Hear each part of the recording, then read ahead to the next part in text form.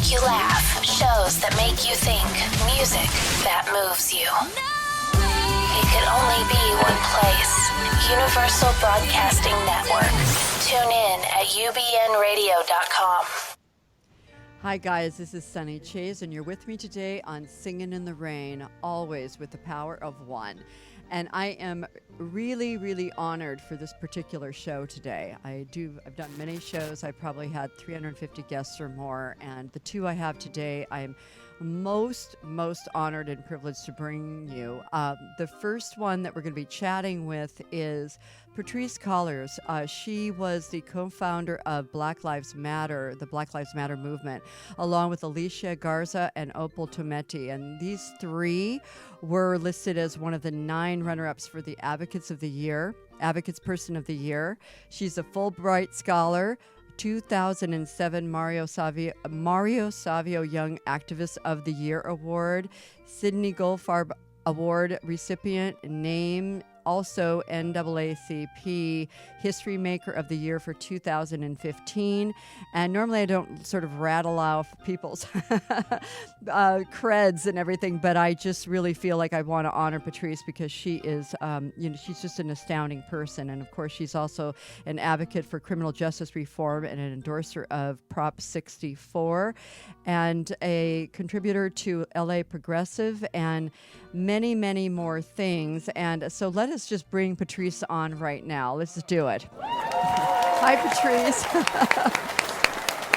I was actually reading a little bit, which I normally don't do, but I was just so impressed by everything and all that you have done that I didn't want to leave anything out. So thank you for being with us today.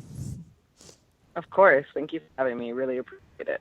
Well, I just want to dive in a little bit, and then I just want people to know that we also have Dr. Drew Dellinger with us, who is a mega person in his own right, and we will bring him on in a few minutes. But I just wanted to get Patrisse chatting with us for a couple minutes before we bring Drew on. So stand by for Drew too, guys.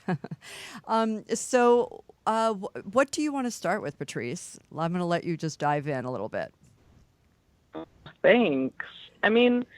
I think we're at such a historic moment right now where Black people and their allies are rising up to challenge anti-Black racism, both in this country but also outside of this country. I grew up in Los Angeles, born and raised. I witnessed sort of the height of the war on drugs, the height of the militarization of police and law enforcement, and the impact that had on our community and our family members. And I think what we are seeing is a generation of people who completely repressed, a lot of unemployment, the highest unemployment rates in being in the Black community, and 1 million Black people living inside a cage here in the U.S., inside of a jail or prison. And we are seeing a generation who is saying enough is enough. Mm-hmm. This is unacceptable, that we can't allow for this sort of harm and violence to plague our community. And in fact, we are going to take the reins and stand up and fight back and shut it down and call on elected officials to do the right thing.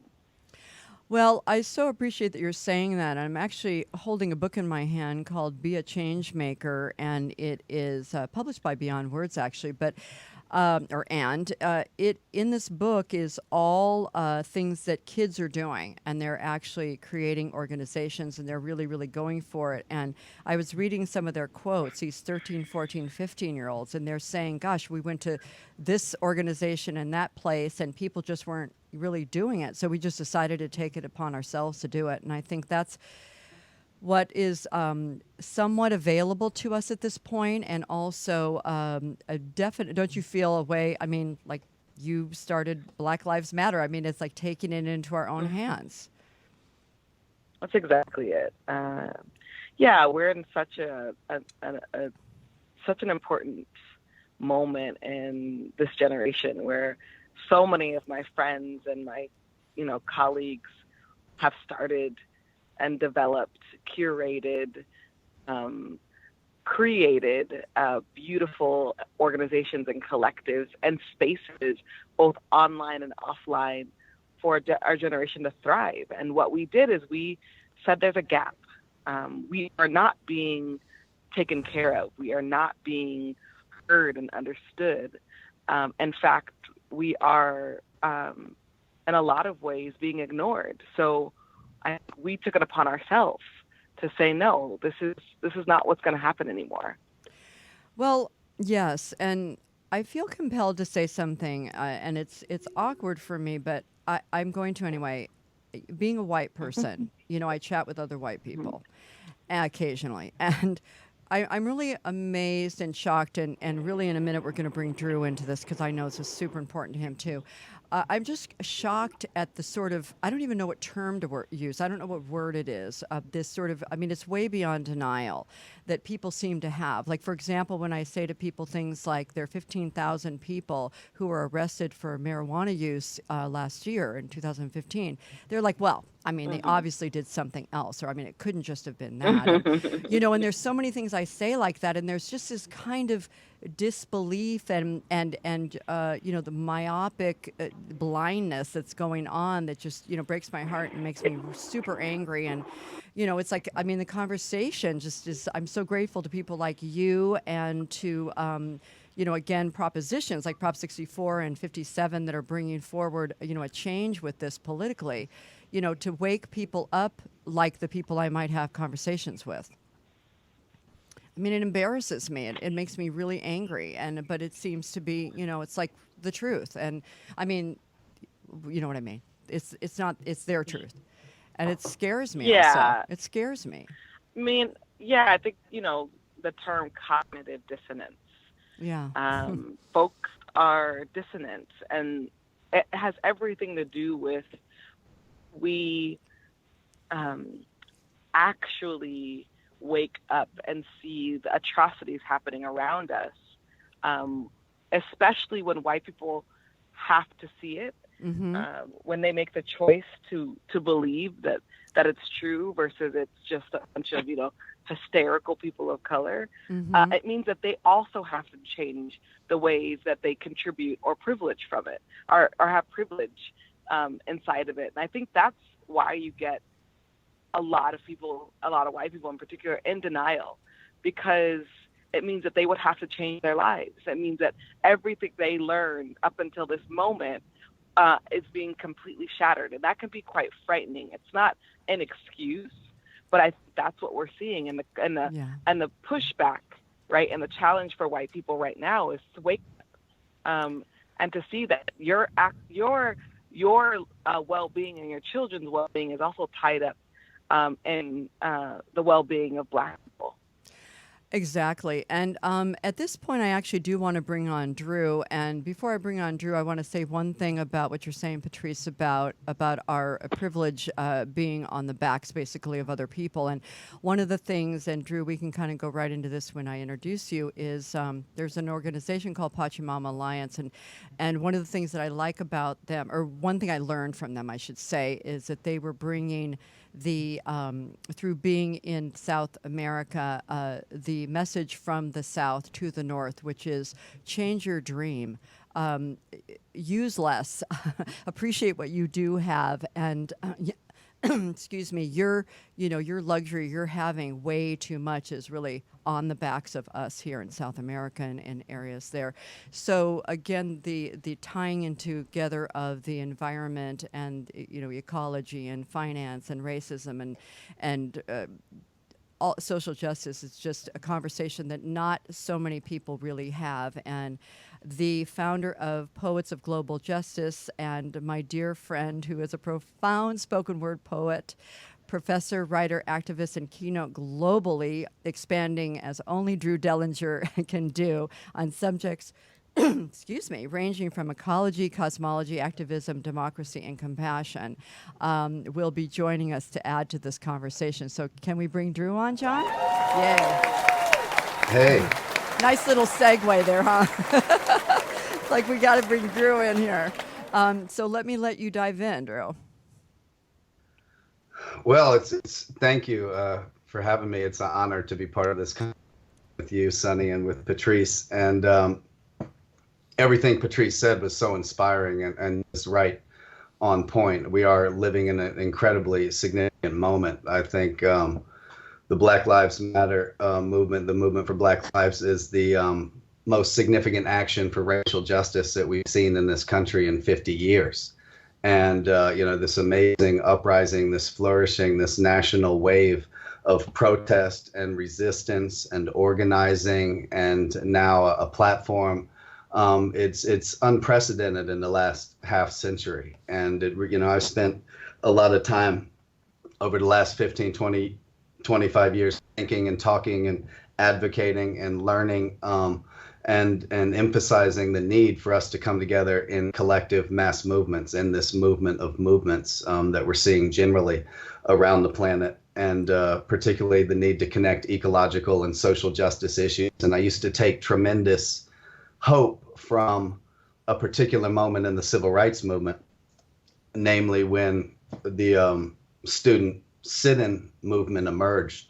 There had been activist training in Nashville, Diane Nash and others working with Jim Lawson, but it was really a spontaneous protest by 4 young students. I mean, these were freshmen. These were 18, 19-year-olds that went down to the Woolworths in Greensboro, North Carolina, sat in at the lunch counter.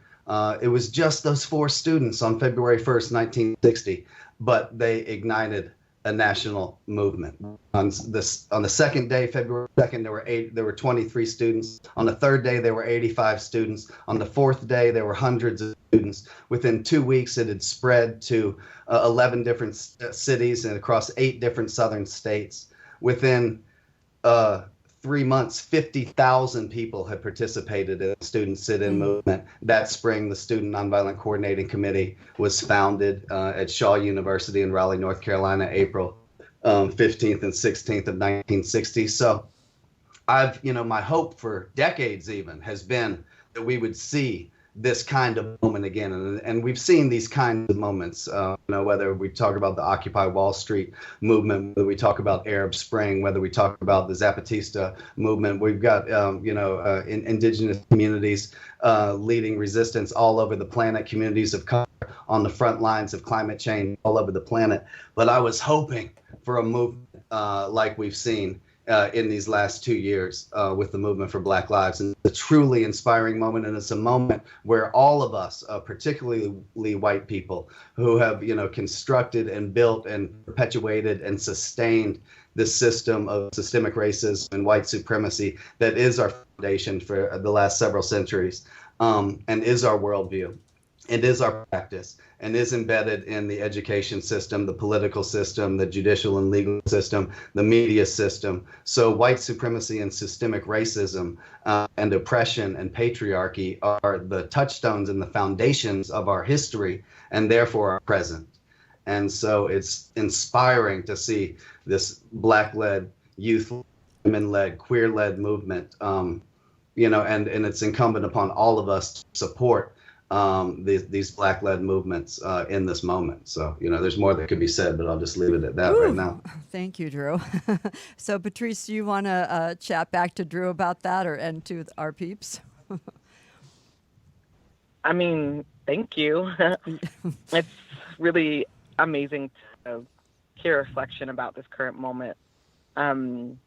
Just to build off of that, I think I didn't live through the, 60s and 70s, but so much of what we heard was a pretty revisionist narrative about, MLK, Dr. Martin Luther King, sort of, saying I have a dream speech, and everything changed, right? There hasn't been a full discussion about what it took to organize and develop and respond to so much state violence, so much repression, what it took to strategize, build with other organizations. And, to be frank, how many Black women were actually the ones leading and responding and curating. And we say Black women are architects of the movement. And Dr. Martin Luther King happened to become very visible. And it's not to undermine the work that he did, but his visibility isn't in a vacuum. this conversation about who gets seen and who's steering the ship. I think we have to talk about Black women. We have to talk about Black queer people, Black trans people, and we're seeing sort of the conversation about who's steering the ship, who's supporting and really rallying our team to show up for Black lives. And when we say Black people, we mean all Black people. It's large in part Black women, and I think that that's been a powerful vantage point. And I think social media has allowed for narratives to be shaped by the people who are actually on the ground versus sort of through the white patriarchal gaze of mainstream media. Mainstream media is obsessed with a savior. Mainstream media is obsessed with a single individual calling Black people to the promised land, whereas in fact it's much more dynamic. There are hundreds of leaders, literally globally, who are leading their communities locally and transforming the national, international context. Beautiful. Drew, do you want to jump in there? I feel you. Well, I love the point about that's part of the problem with our part of the reason why we're in we have as many social injustice issues as we have is because we are in we're in denial from our own history, of course, right? So we're in denial about how how the nation was founded on white supremacy, was founded on genocide and slavery and stolen labor and stolen land, and part of our problems with true reckoning with history reflect on how we tell and learn, and the media and education shares the stories of these social movements. So I think Patrisse is absolutely right. We've had a very king-centric telling, the word for this would be historiography. So the historiography, the way the history is written of the civil rights movement has been patriarchal, has been focused on charismatic male leadership, has overemphasized the role of king to the point that it's left the women who made the movement happen in the shadows of history. And so I think that's a travesty. And so part of what I try to do when I go around and talk about the movement is emphasize the stories of Claudette Colvin, who sat down on the bus in Montgomery 9 months before Rosa Parks made her historic protest. We all know Rosa Parks' name, but we don't know Claudette Colvin, 15-year-old junior in high school when she stood up to white supremacy. And then that inspired Marie Louise Smith, 18 years old, protested in October, again was arrested on the buses in Montgomery. So but both of these Black female teenagers were the inspirations for Rosa Parks to do her historic protest. So absolutely agree that we need to recover a grassroots history of the movement, because that again emphasizes the point that it takes everyone stepping off the sidelines of history in order to revolutionize the country in the way that it was revolutionized during that 11-year period. And so there's a lot that we don't know. We don't know that the FBI was sabotaging, Martin Luther King and the civil rights movement. We don't know that they were the FBI, this arm of the United States government, was planting false stories to discredit and to sabotage the movement and to sow fear before the Poor People's Campaign when they were on their way to Washington. So it's very important to uncover this history, to recover this history, because it tells us about the country in which we live. We live in a country in which the government will sabotage social movements, even though they're not supposed to legally, if you get my example. So it's not just of historical interest. It's of vital importance to know the kind of nation in which we live. So, and the issues that we're dealing with now, are a continuation of the issues that communities of color have been dealing with for decades and decades and decades. And it's now that we have cameras on every cell phone that people are being able to see some of this wanton brutality and police murders and shooting people in the streets. But this is the exact same brutality and recklessness and lawlessness and murder that communities of color have been describing for decades and decades and decades. So I think it's an important moment that we wake up, based on this technology and cracking out of the denial. But the issues are the same ones that the Black communities and communities of color have been dealing with for a long time. Whoa. Thank you, Drew, for that. On that note, what I'd like to do is talk a little bit about what's happening, speaking of politics, and where we actually perhaps can have some say and power and work with our hearts and work with our brains to make something change, which is Prop 64. So I know a little bit about it. I know you do, Patrisse. Do you want to kind of break it down a little bit for people? And how this sort of fits in this conversation? Yeah, I appreciate this conversation a lot. I think it's super important that we can historicize this moment and also ground it in real policy shifts. And so Prop 64 is one of those propositions, Adult Use of Marijuana Act here in the state of California. And it's really, it's going to be huge if we could pass it, and I believe that we will, ultimately decriminalizing marijuana use. Obviously, there's specificities around it, and I know that we'll have Lynn Lyman, who's the state director of Drug Policy Alliance, to sort of talk it through next week. But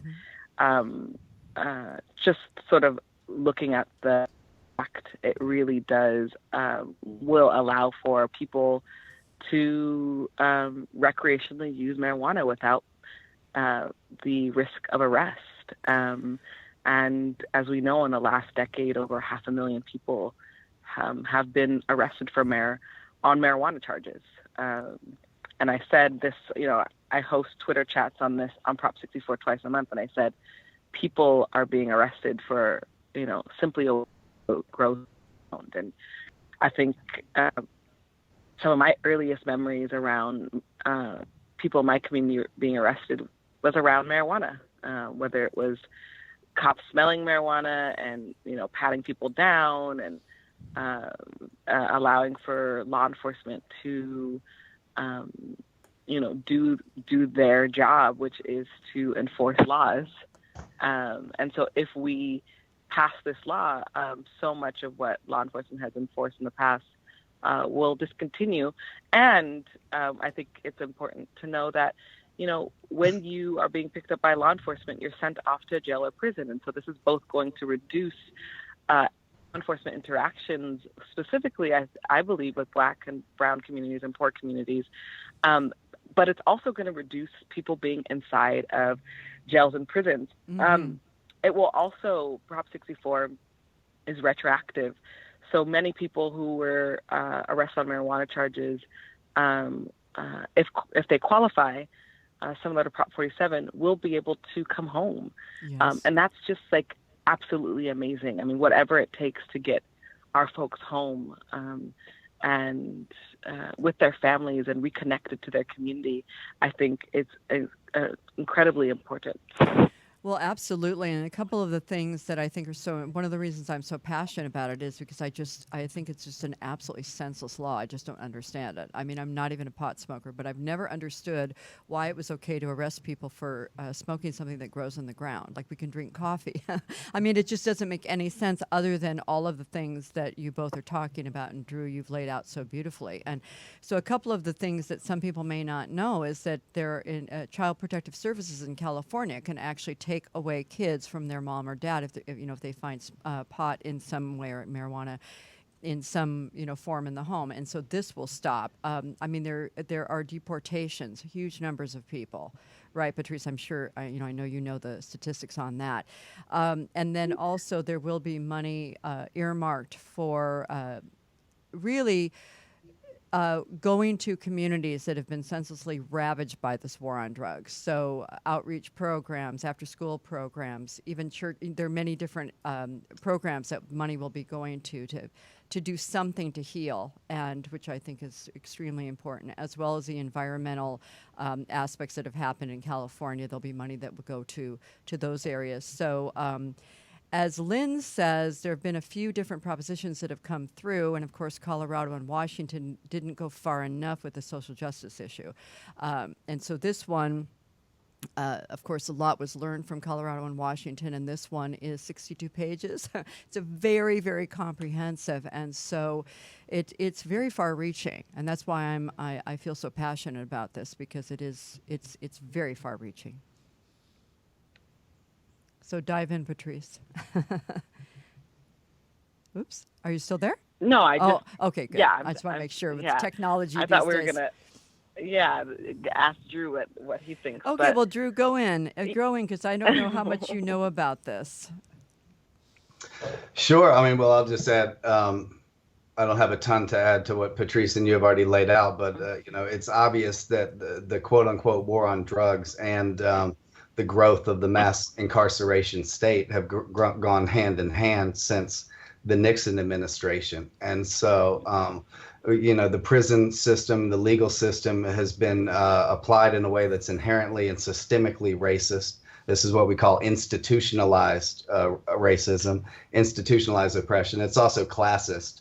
So in the same way that, the death penalty, the application of the death penalty has been so capricious and unjust and discriminatory along the lines of race and class and geography, with the quote unquote war on drugs and the criminalization of cannabis, we've seen, it's another way that lives are ruined.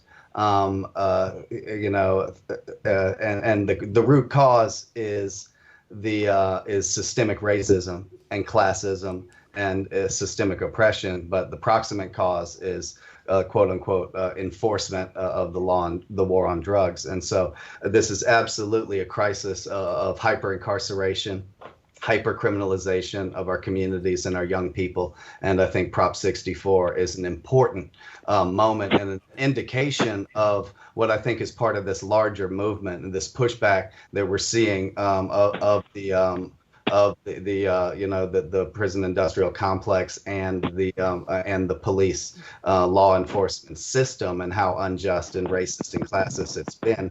Angela Corey, the prosecutor from Florida who failed to convict George Zimmerman for killing Trayvon Martin, was just defeated last night. And so I think we're in a moment where some of the tough on crime rhetoric and practices that we've seen over the last 30 or 40 years, really. I mean, we've been caught, the political system has been caught by this, this overarching umbrella of we have to be maniacally tough on crime. The reason why Hillary Clinton has to apologize, if she actually did that, though I don't think she quite did that, but the reason why she has to deal with the fact that she used the term super predators in the 90s is because we're in a different moment in 2016 than we've been in for the last 30 or 40 years, with this tough on crime mania of over incarceration and hyper criminalization. So I think, Angela Corey being defeated, the movement for Black Lives, many people waking up to how out of control and discriminatory and racist policing and law enforcement and sentencing has been in this country. We're in an important moment, and we need to keep pushing. And I think Prop 64 is an important part of that, and a real victory that we can achieve, right here in November. Yeah, thank you for that, Drew. And again, I think the importance of this is that there's so much misunderstanding and myth busting that I'm going to be looking forward to doing, which we're already doing on this show and with Lynn and with others, is that, again, people say things like, well, what's the big whoop?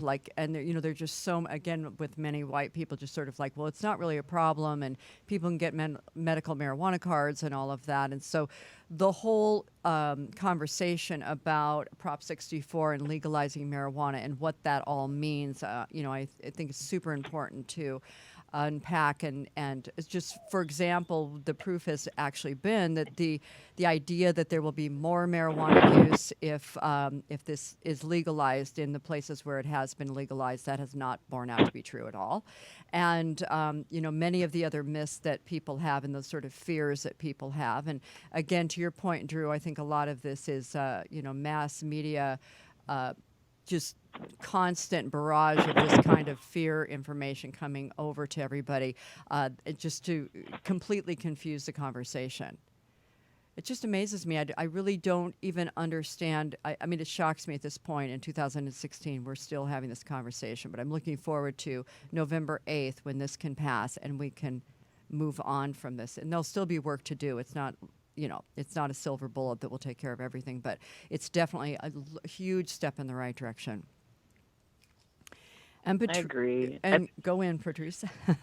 Yeah, just to add, what's so important about Prop 64, and really what's so important about how we are all sort of in a movement moment, is any legislation that passed really does need a movement to push it forward. And so, Jim Crow ended, but we didn't end Jim Crow hate.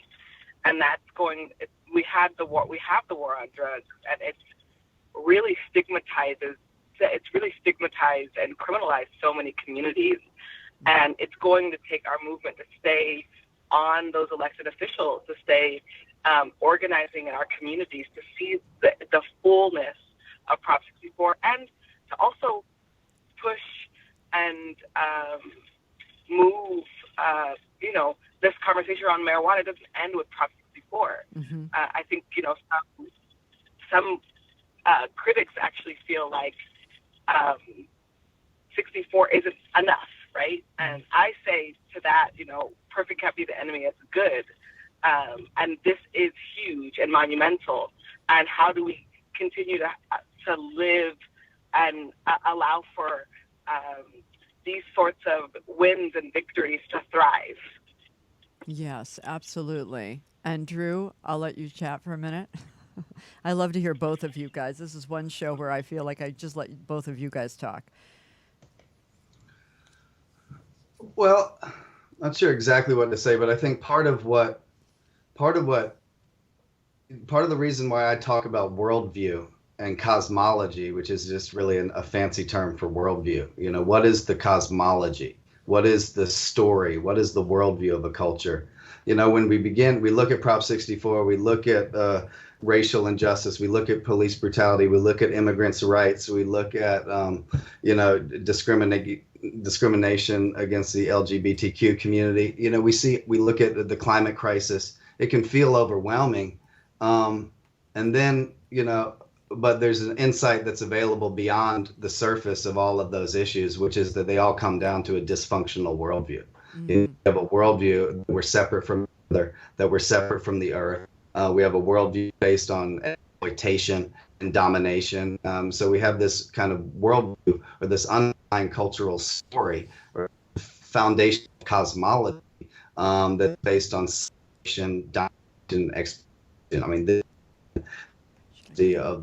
Drew, I'm going to jump in for just 1 second because there's something techno going on your end, and so I'm going to let John fix that. But forgive me for interrupting you, and thank you for that, because again, the sort of message from the South to the North is that it's not okay to throw away anything, and certainly in this country, feeling that we can throw away people it's beyond the fact that we can even hold that in our minds, and if we're in our hearts, that when people actually realize that's what's happening. I'm just hoping that the conversation that we have on radio shows like this and all over the land, and like you're saying, Drew, with Black Lives Matter, Patrisse being so brave and coming forward with Alicia and Opal to create that movement that has really changed the whole conversation in a huge way, that the conversation is happening, and that people can't, well, they may choose to, but it's far more difficult to run away from the conversation than it used to be. It's just, it's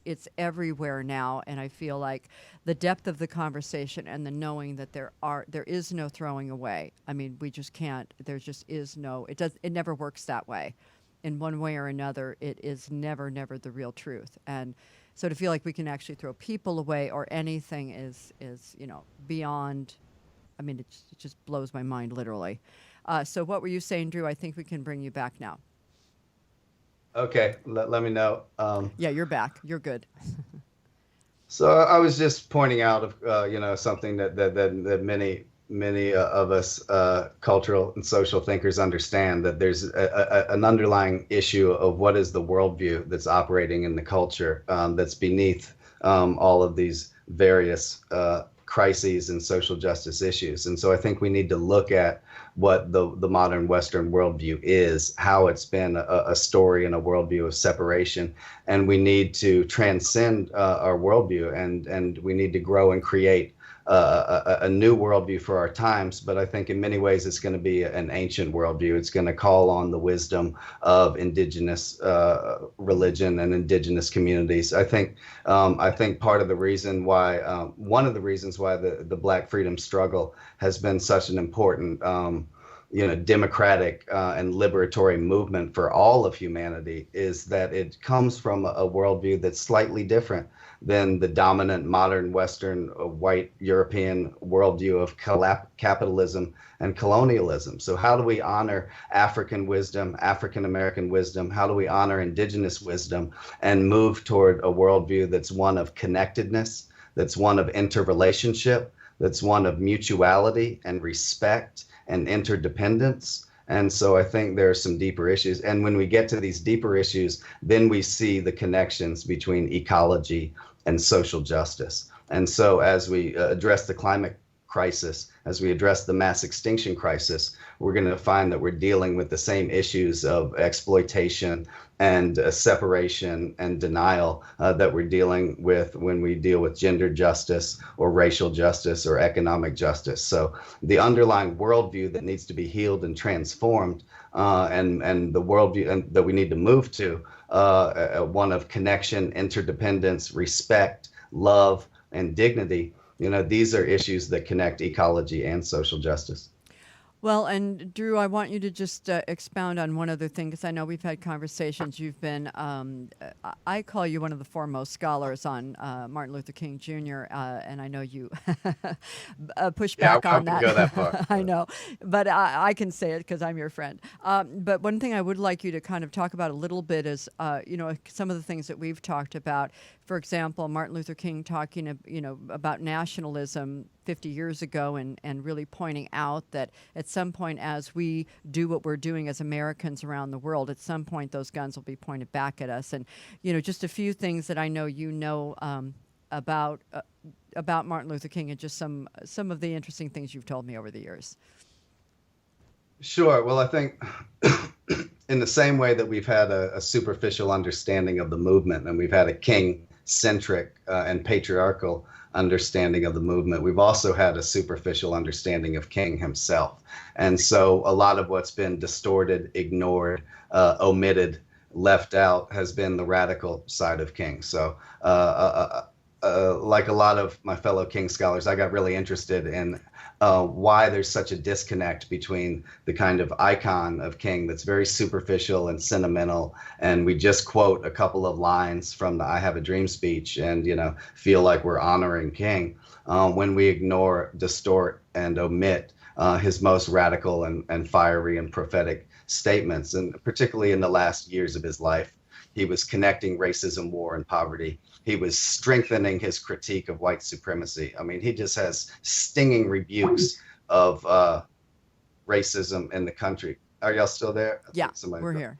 Yeah. So anyway, just to sum up real quick, he says that in 1968, he says the thing wrong with America is white racism. And he says, and he comes out against the war in Vietnam. He says, I'm going to continue to say it to America. Some people say America right or wrong. Well, I won't support my country when it's wrong.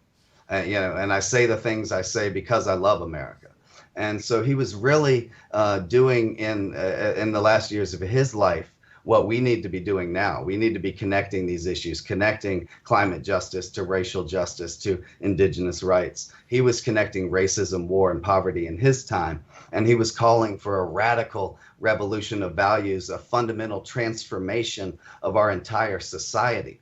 He said the fact that that these interrelated, he said, the fact that racism, war, and poverty are interconnected are really pointing out the interrelated flaws of America, and that we need, and the fact that these issues are linked, of racism, war, and poverty, both in the U.S. and around the world. And he was really speaking out strongly against colonialism and neo-colonialism in the form of corporate and economic exploitation. So King really had a visionary, global, interconnected, and radical critique. And he said repeatedly that his whole vision was based and rooted in the fact that it is interrelated. He said it really boils down to this, that all life is interrelated. We aren't going to have peace on earth until we recognize this basic fact of the interrelated structure of all reality. So King was critiquing the separation and the disconnection of the prevailing worldview. And he was saying we aren't going to solve these issues of peace and war and violence and discrimination and racism and oppression until we recognize the interrelated structure of all reality. So he was very much coming from an interconnected, holistic cosmology. And he was saying all of these interconnected issues of racism, war, and poverty show us that we have to be about a fundamental transformation and restructuring of the very architecture of our American society. So he was really calling for radical change. So though King has gotten more attention than deserved in a way that has pulled away from recognizing the grassroots nature of the movement, particularly the women, there is a very powerful resource, inspiration, and guide, and source of wisdom that King's thinking provides for us. Really a radical calling and for us to link these issues. I'm going to jump in again. For some reason, we're mixing around a little bit with our technology. I'm just going to continue with what I was saying. I hope that's answering the question. But I was just talking about the North Dakota Access Pipeline and, you know, everything that you were talking about, Drew, and King's legacy, especially as, you know, later on in his life around really challenging nationalism and patriotism and having in this a global perspective and a fight around, if this is a planetary fight. This is not, you know, yes, like this country needs to get itself together, but really it's a planetary fight. This is a fight to save the planet and everyone and every being on it. And I think if people understood that, not everybody, some people are okay with destroying the planet, but I think in large part if people understood that really is our fight, it would, I think people would show up differently. They would show up differently in trying to save, you know, themselves and 5 generations after them. I actually just came back from North Dakota, where I met up with Chayes Iron Eyes and Crystal Tuples, and the work that they're doing to save the water is revolutionary work. I mean, right now, I think, you know, there are multiple fights. Indigenous people should be fighting for Black people's right to live. Mm-hmm. And so I'm excited about continuing King's legacy, continuing Ella Baker's legacy, and really broadening our conversation and our practice when we are discussing the fight, this planetary fight. Beautiful. And I think at this point, do either of you have really, of course, being active in our own lives and shifting our own worldview and being more aware, of course, is where it starts. And of course, it also feels very small, but I think it's also very important. Our power of one, taking our vote and, of course, passing things like Prop 64 and then watching and seeing what happens and making sure it, you know, continues in the path it's meant to. In the last, I think we have 3 minutes. I'd love to hear from both of you, maybe a minute and a half of any advice you have for our viewers that are listening to this extremely deep and emotional conversation. So, Drew, do you want to go first? And actually, how much time do we have, John? 3 minutes. We have 3 minutes, and I would love to end with part of It's 3:23, Drew. So if I can give you 1 minute and you, Patrisse, 1 minute, and then we'll end with something very special. So go in, Drew. Okay. Well, I think Patrisse's last statement was so powerful and inspiring. I dropped off for a second, but I got 95% of it, and I think that's exactly right. That these struggles are connected. We need to build a movement. We need to continue building and strengthening and fostering and growing these movements that connect ecology and social justice. And I think one of the things that's cool about King's last months and even his last hours is that that's what was on his mind. In his last months, he said, we need to planetize the movement. He said, we've hardly begun to build the skills and the strategy necessary to planetize our movement for social justice. And in the last hours of his life, he turned to his associate, Bernard Lafayette, and he said, Bernard, the next stage of the movement is to internationalize it, to take it international. So he very much had on his mind, what would an international expression of the civil rights movement look like? And in fact, we're seeing that blossoming all around the planet, with youth-led, Black-led, indigenous-led, women-led organizations and movements and campaigns. But the climate crisis is severe. The mass extinction crisis is severe. The stress that we're doing irreparable harm to the biosystems of the garden planet of the universe, as far as we know. And there's going to be immense suffering and climate migration and climate refugees increasing in the decades ahead. And we need to activate our love and our vision and our creativity and the social injustices, the racism, the sexism, the discrimination, the economic oppression. These are as severe as the ecological challenges that we're facing. So it's going to call forth a lot of vision and creativity and love and compassion and resourcefulness. And we really need, to come together. And so white folks need to learn about the history of systemic racism and its current expressions. Men need to learn about sexism and patriarchy and misogyny and gender justice. Straight folks and cis folks need to learn about queer and trans issues. So there's an immense process of education and action and vision and creativity and love and compassion that we need to be about. Whoa, thank you, Drew. And we have about another minute for you, Patrisse. I'll let you kind of close us out, and then I'll leave us all with Drew's poem. So, Patrisse, would you just like to say bye, kind of wrap this up a little bit? Yeah, I mean, I'll just say this. Someone imagined handcuffs, someone imagined a noose, someone imagined a gun. And it's our moment to imagine something different, to imagine Black people living in the future, and to imagine a country and a community that actually sees the resource of Black life, sees the resource of Indigenous people, sees the resource of immigrant communities, rather than treating us and as disposable. And so my call to people who are, to the listeners, are imagine something different. Imagine something that is life-giving versus life-taking. Beautiful. Well, Patrisse Cullors and Dr. Drew Dellinger, I want to thank you both for having this extremely important conversation. And John, are we actually out of here? Okay, so I want to invite both of you back, and I'd love to have you in the studio. And until then, remember that we do have the power of one. This is Sunny with Singing in the Rain at UBN Network in Hollywood. And I love you both. Thank you so much for being with me, and do something wonderful for yourself today, and have a great one. Until next time, this is Sunny Chayes. Bye for now. Thank you. Bye-bye.